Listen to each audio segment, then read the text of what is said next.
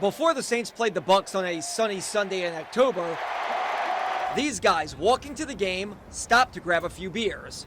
But instead of hitting up any number of the city's bars or restaurants, they bought them from this guy, selling beer out of a cooler on the street. This sale is illegal, but it's far from the only one happening. These two ladies selling booze out of coolers across the street from numerous restaurants downtown, and this guy hawking beads a few blocks away from the Superdome. Order up! An infuriating scene for locals doing the right thing. I've been saying that from the last 20 years.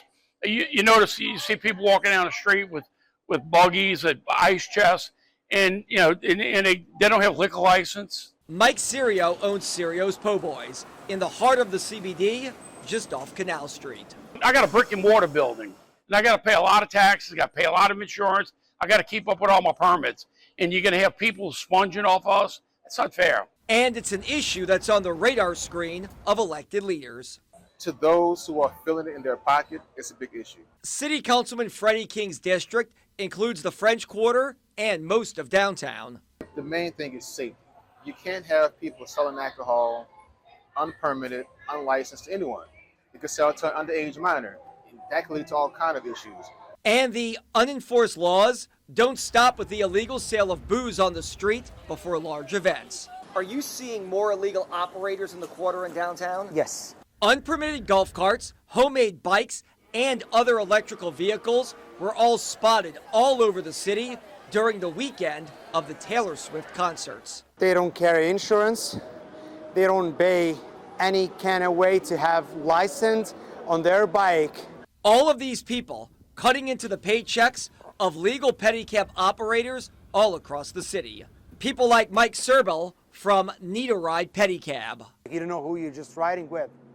I don't know how you're gonna let your kids or you sit in the back of a pedicab. You have no clue who is that person. There are 3 legally licensed pedicab operators in the city. All drivers must follow traffic guidelines, their prices are regulated, and they go through background checks. All companies are licensed and pay taxes. To those pedicab drivers who are in this city, who are investing in this city, and investing in their business, it's a big issue. And to our men and women of law enforcement who said our job is to keep this city safe. Not stopping these illegal vehicles from being on the road prevents us from keeping this city safe. Councilman King says during a recent meeting on this illegal vehicle situation, the idea of making all slow-moving vehicles illegal, with the exception of licensed pedicabs, came up. But there was a meeting. Everyone, as far as law enforcement, was on the same page, but the administration had some concerns, and that's why there isn't any effort to get this issue cleaned up. is that frustrating for you? It's very frustrating. We asked the city about the unenforced issues.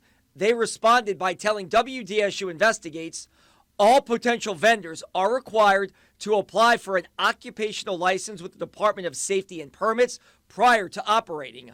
If any vendors are found in violation, the City of New Orleans, in conjunction with the NOPD, will take any and all action at their disposal to remedy the situation. But our cameras were rolling after a recent Saints game as this man was selling booze right out of an ice chest within 50 feet of police.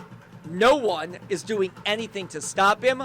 The NOPD telling us NOPD provides enforcement support to the city's Safety and Permits Department and Bureau of Revenue, which take the lead on various permitting for vendors.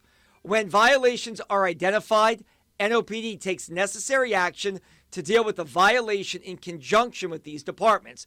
But again, the city is the lead on illegal vending, and stats are being kept by the city's health department. We have too much at stake in this city coming up in the next few months to have any unenforced errors, any bad publicity, especially when we saw it coming, we could have prevented it. Because the legitimate, hardworking business owners are getting frustrated. I'm thinking about closing this place down and just start selling off the street. I could probably make more money. But that's ridiculous. Travers Mackle, WDSU News.